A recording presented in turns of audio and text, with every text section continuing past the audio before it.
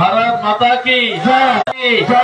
जय श्री राम। जय श्री राम। जय श्री राम। जय श्री राम। जय श्री राम। जय श्री राम। ইটাবাড়িয়ার মাটিকে প্রণাম জানিয়ে আপনাদেরকে ধন্যবাদ জানাই, কুর্নিশ জানাই। আপনারা তো লোকসভার আগে এত অসম লড়াইতে পঞ্চায়েতে সাফ করে দিয়েছেন, বিধানসভাতে তো দিয়েছিলেন, পঞ্চায়েতে সাফ করে দিয়েছেন। এবারে আমাদের লড়াই আমরা কতটা বেশি ভোটে তোলামূল প্রাইভেট লিমিটেড কোম্পানিকে এই অঞ্চলে ঘর ধরিয়ে দিতে পারি, সেটা হবে তো? কত হবে? কত হবে? 5000 প্লাস দিতে হবে আপনাদের এই অঞ্চলে, 5000 প্লাস দিতে হবে। আর সেদিনকে তো সন্দেশখালীর একটা ছোট ট্রেলার আপনারা দেখিয়েছেন, তাতেই একেবারে থরহরি কম্প হয়ে গেছে। আর অন্যদিকেও থরহরি কম্প হচ্ছে এই ব্লকের আরেক প্রান্ত। খুব কষ্টে আছে আমাদের কার্যকর্তারা, তাদের সঙ্গে আমরা দেখা করে এলাম, একটু দেরি হলো। এখান থেকে আবার ভগবানপুর চালে যাওয়া আছে। অর্জুন নগরের ভাইয়েরা, মায়েরা, দাদারা তারা অত্যন্ত কষ্টের মধ্যে আছেন, তাদেরকেও কষ্ট লাঘব করার ব্যবস্থা হচ্ছে, অতি শীঘ্রই হয়ে যাবে। খুব বেশি চিন্তা আমাদেরকে করতে হবে না। আমরা রবিবাবুর 27,000 এবারে টপকাবো তো? টপকাতে হবে কিন্তু এবারে, এটা মোদিজির ভোট। আপকি বার 400 পার একদম। যাই হোক, সকলে আরো একবার সকলকে শ্রদ্ধা শুভেচ্ছা, ভারত মাতা চরণে আমার প্রণাম।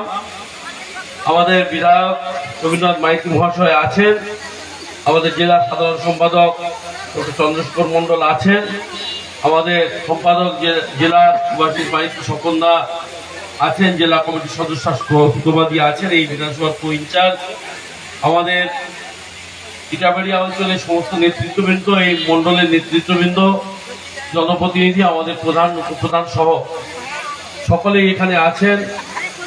এবং আপনারা প্রচুর সংখ্যায় অনেকক্ষণ ধরে এই তীব্র দাবদাহের মধ্যে 1টা বাজতে যায় আমাদের কথা শোনার জন্য অপেক্ষা করছেন। আমরা আপনাদের খুব বেশি সময় নেব না। যে কথা বলছিলাম, এই নির্বাচনটা দেওয়াল লিখন অনেক আগেই স্পষ্ট হয়ে গেছে। এই নির্বাচন 2024-এর নির্বাচন আমাদের যশস্বী প্রধানমন্ত্রী নরেন্দ্র দামোদর দাস মোদীজিকে তৃতীয়বারের জন্য প্রধানমন্ত্রী করার নির্বাচন, বিজেপি তথা এনডিএ কে 400 প্লাস পাঠানোর নির্বাচন, 400 প্লাস আসনে জয়ী করার নির্বাচন। এর মাঝখানে যারা ঘুরে বেড়াচ্ছে তোলামূল প্রাইভেট লিমিটেড কোম্পানির মতো কিছু আঞ্চলিক দল, এই তোলামূল প্রাইভেট লিমিটেড কোম্পানি সারা দেশে কটা আসনে লড়ছে আপনারা জানেন? 45টা।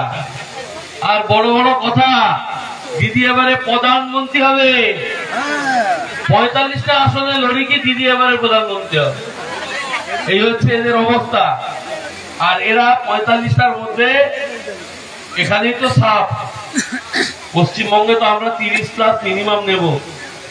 10-12টা যদি এদিক সেদিক হয় আমরা 30 প্লাস যাবো, 42ও চলে যেতে পারে, কোনো অসুবিধা নেই, 42ও হয়ে যেতে পারে। সমীক্ষাতে দেখাচ্ছে বহরমপুর বিজেপি জিততে চলেছে। অজিত চৌধুরী এবং ওখানে বহিরাগত একজন প্রার্থী গুজরাট থেকে যাকে প্রার্থী করেছেন, প্রাক্তন ক্রিকেটার, তিনি হারছেন। এবং উসুপাঠার নাম বলছি, তিনি হারছেন, বিজেপি জিতছে। এবার বহরমপুর যদি বিজেপি জেতে, আর শুভেন্দু বাবু কয়েকদিন আগে আমাদের গার্ডেন বিচে যে দেখিয়েছেন, এতে আমাদের ট্রেলার, যে মিছিল, যে জনজোয়ার, তাতে তো দিদিমণিরও নিজের পা কাঁপছে।